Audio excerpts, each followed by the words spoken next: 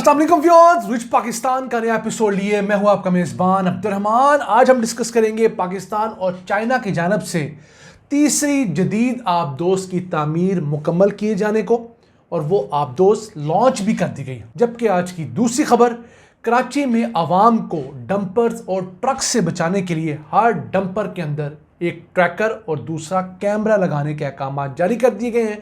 25 अगस्त के बाद कोई भी ट्रक डंपर कैमरा और ट्रैकर के बगैर रोड पर नहीं आ सकेगा। ये अहम खबर प्रोग्राम के दूसरे हिस्से में जानेंगे, लेकिन पहले चलते हैं आज की सबसे अहम खबर क्या है। पाकिस्तान और चाइना ने मुश्तरका तौर पर तीसरी जदीद तरीन आबदोज़ मुकम्मल कर ली है। इसे लॉन्च भी कर दिया गया है। ये आबदोज़ दोनों मुल्कों ने मिलकर बनाई है। हंगोर क्लास की ये आबदोज़ बाकायदा तौर पर लॉन्च कर दी गई है। अब ये ऐसी जदीद आबदोज़ है जो कि 60 से 70 दिन पानी के नीचे रहने की सलाहियत रखती है। इसे सतह समंदर पे नहीं आना पड़ता। अब बेसिकली 2015 के अंदर पाकिस्तान और चाइना ने इस तरह की 8 आबदोज़ें बनाने का एक मुआहदा साइन किया था। 4 से 5 अरब डॉलर्स की मजमूई इनकी कीमत है। इन 8 में से 4 चाइना ने बनानी थी अपने यहाँ China ship building industry corporation के अंदर, और 4 ही ट्रांसफर ऑफ टेक्नोलॉजी के तहत पाकिस्तान के अंदर Karachi ship yard and engineering works में बनानी थी। तो जो 4 चाइना के अंदर बनानी थी उनमें से 3 मुकम्मल हो गई हैं, ये तीसरी है। एक रह गई है, वो अगले 2026 में मिल जाएगी। तो दूसरी थी वो हमें इसी साल मार्च की 16 तारीख को मिल चुकी है। अब जो 4 पाकिस्तान में बननी है उनमें से 2 ऐसी हैं जिनके ऊपर कंस्ट्रक्शन वर्क जारी और सारी है। उम्मीद है पहली पाकिस्तान में बनने वाली 2026 में और अगली 2028 में, और टोटल जो है ये 2030 तक 8 के 8 पाकिस्तानी सिस्टम में शामिल हो जाएंगे। अब ये जदीद तरीन जो आबदोज़ें हैं ये डीजल पावर्ड हैं, और फिर ये 2800 टन तक वजनी है। इनकी लंबाई को 250 फुट है, बीम को 27 फुट है। इनकी रफ्तार जो है वो 20 नॉट यानी 37 किलोमीटर पर आवर है। और इसके साथ साथ इनकी खासियत ये है कि अगर ये सतह समंदर पर तैरती हैं तो 12,000 किलोमीटर तक ये सफ़र कर सकती हैं, और अगर सतह समंदर से नीचे ये तैरती हैं तो 8,000 किलोमीटर तक ये सफ़र कर सकती हैं।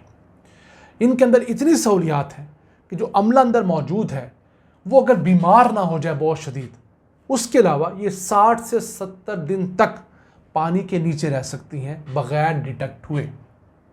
इसमें जो और कैपेबिलिटीज़ हैं उनमें ना सिर्फ ये है कि ये नेवल माइंस बिछा सकती हैं समंदर की तह के अंदर, ताकि दुश्मन का अगर कोई शिप आए तो वो माइन फट जाए। फिर इसके अंदर क्रूज़ मिसाइल्स नस्ब हैं, और इसके साथ साथ एंटी शिप मिसाइल इसके अंदर हैं, टॉर्पीडोज इनके अंदर हैं, लैंड अटैक करने के लिए इसके अंदर मिसाइल नस्ब हैं, और सबसे अहम चीज़ यह है कि इसके अंदर पाकिस्तान को सेकंड स्ट्राइक न्यूक्लियर कैपेबिलिटी दी गई है। यानी खुदा न खास्ता पाकिस्तान के ज़मीनी रकबे के ऊपर कोई न्यूक्लियर हमला होता है या हमारी न्यूक्लियर कैपेबिलिटी ज़मीन के ऊपर नाकाम कर दी जाती है, तो हम इन आबदोज़ों के ज़रिए समंदर की गहराई से न्यूक्लियर मिसाइल भी फायर कर सकते हैं।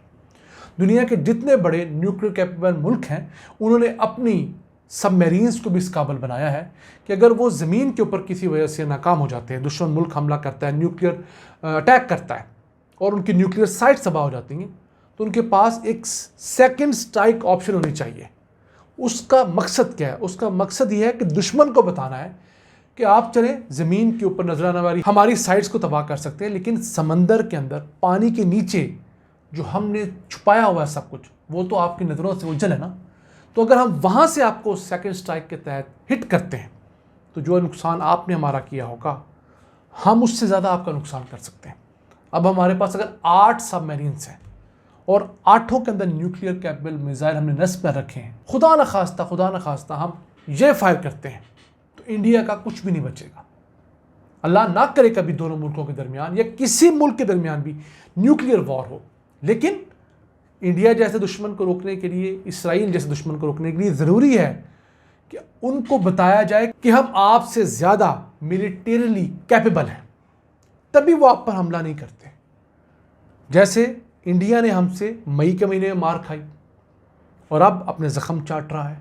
जून के महीने में इसराइल ने ईरान से मार खाई और तारीख की सबसे ज़्यादा बर्बादी बर्दाश्त की। अब वो बैठा जख्म चाट रहा है। तो यही दुश्मन को रोकने का शुरू से उसूल रहा है। पुरअमन रहना दुश्मन के लिए वारे में नहीं होता। उसको बताना पड़ता है कि मैं आपके मुकाबले के लिए हर लिहाज से तैयार हूँ, आप आएँ, आजमा कर देख लें। आइए चलते हैं आज की दूसरी अहम खबर की तरफ। कराची में डंपर से आवाम को बचाने के लिए फैसला किया गया कि हर डंपर ट्रक के अंदर 25 अगस्त 2025 तक एक ट्रैकर और दूसरा कैमरा नस्ब होगा और ये दोनों ऑपरेशनल भी होंगे। इसका फ़ायदा ये होगा कि कराची में अब तक होने वाली 600 से ज़्यादा अमवात जो इन डंपर ट्रक्स की वजह से हैं, उन्हें मज़ीद बढ़ने से रोका जा सकेगा। अब तो ये होता है कि डंपर ट्रक किसी को साइड मार के निकल जाता है और फिर उसे ट्रेस करना मुश्किल हो जाता है। ड्राइवर्स ने नशा किया होता है मेजर केसेस के अंदर। कुछ केसेस में हमारे मोटरसाइकिल सवारों का भी कसूर ज़रूर होता है। फिर आवाम मुश्किल होती है और दीगर डंपर्स को जलाने का सिलसिला शुरू हो जाता है। अभी गुज़िश्ता दिनों जो अमवात हुई हैं डंपर की हिट करने की वजह से, उसके बाद लोगों ने 7 डंपर्स जला दिए थे। अब जो डंपर्स जलाए गए उनमें से 6 ऐसे जिनका कोई कसूर नहीं था। एक डंपर ड्राइवर ज़रूर गिरफ्तार हुआ, उसको लोगों ने बहुत मारा भी, ज़दकोब भी किया, वो पुलिस की जो है तहवील में है। लेकिन जो 6 दीगर डंपर जलाए गए वो किसी न किसी की मलकियत तो है। जिस शख्स ने करोड़ों रुपए उन पर खर्च किए उसका कसूर तो कोई नहीं है। तो ये अच्छा है कि 3-4 हज़ार रुपये का कैमरा आ जाता है, गाड़ियों में लगने वाला वही डंपर्स में लग जाएगा। मैक्सिमम 10,000 रुपये का खर्चा आएगा। तो जब आपकी रिकॉर्डिंग डंपर में मौजूद होगी, डंपर कहीं हिट करेगा तो पता लग जाएगा कि डंपर ने हिट किया है। फिर जब उसके अंदर ट्रैकर लगा होगा तो कंपनी से जाके लोकेशन एग्जैक्ट ली जा सकेगी।